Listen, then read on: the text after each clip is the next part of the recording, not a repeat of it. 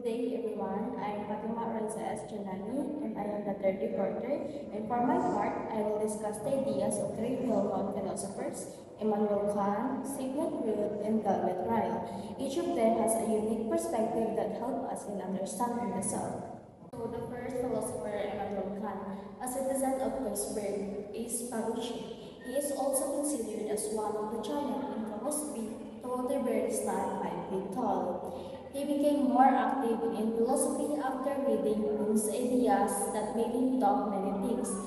So he wanted to prove Hume's wrong. Kant said that by using our reasons, we can know universal truth about the world and also understand the true nature of ourselves.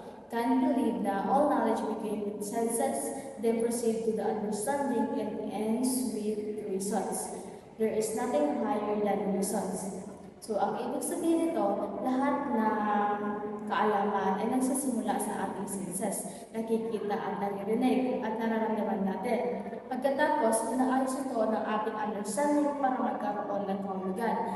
Sa huli, ang pinakamalaga ay ang reasons o ang pag-iisip ng malalim dahil ito ang nagdadala sa ating sa universal truth.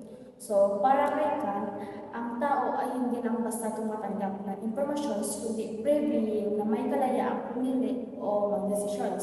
Pero ang kalayaan nito ay may kasamang responsibilidad. Ang tunay na malayang tao ay yung taong kumikilos ng moral, ay may respeto at nagpapakita ng dignidad sa kapwa. So, natutunan ko kay Kant na hindi lang sapat na maging matalino o malaya lang. Kailangan din natin gamitin ang ating reasons para gumawa ng mabuti at magpakita ng respeto sa iba. So, the second philosopher, Sigmund Freud, born in Herbert Moravia, this Jewish theologian later on moved to Vienna. This proved good for Vienna because Freud became famous and was considered as the father of psychoanalysis, and he was more associated in Vienna than anywhere else. His work centered on the mind and its development. So, Freud theory na the ego is not the master in its own house. So, ang ibig niyang sabihin, hindi palagi tayo ang may full control sa sarili natin.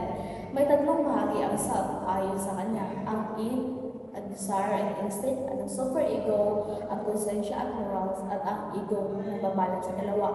Kaya minsan, kahit alam natin ang tama, at sumusunod pa rin tayo sa emosyon o hidden desires. Ito ang nagpapakita na complex yung self natin.